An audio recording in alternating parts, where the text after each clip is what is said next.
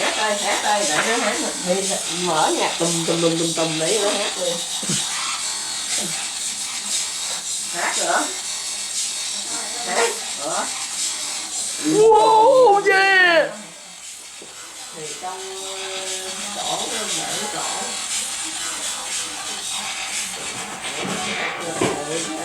chỗ giật theo nhạc nó nhảy qua cái nhảy cái đã nhảy rồi sư nữa là nó. Oh man.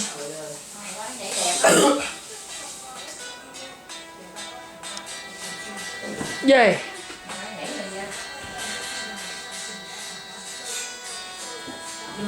Nhảy như nè. Yeah. Nãy giờ nó nhảy quá trời.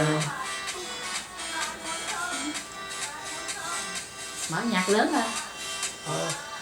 Thì Không có ai hả? Lúc nào nó không đói.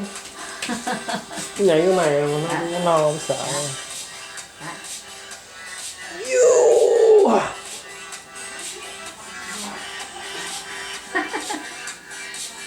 Phải không? Nhảy tay vậy nè.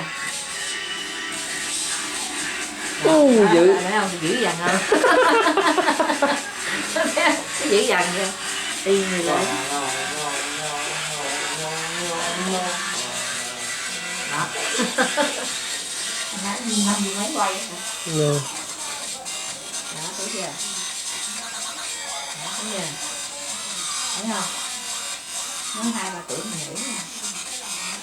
Nó thành điệu chưa? Nó thành điệu chưa? 2-3 tuổi rồi nhảy. Nó nhạc lớn điên. Cậu lớn. Ngồi xuống thấp xuống bắt đầu lấy gần Có hồi nãy có ngồi vô.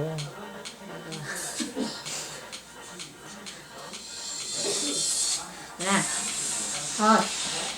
Đó là vậy. Nhảy con cầm lên chi? Thôi cầm súng mới ghê.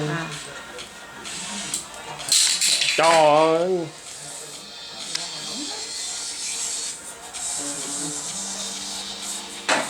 Nhạc lớn lên hả? Happy Feet. Không thấy mặt nữa. Giờ nhảy. Vậy nhảy.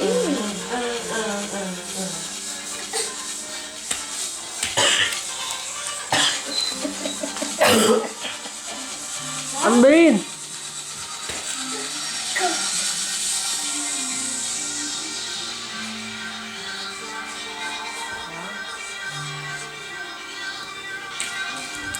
Nhảy đi. Nó nhảy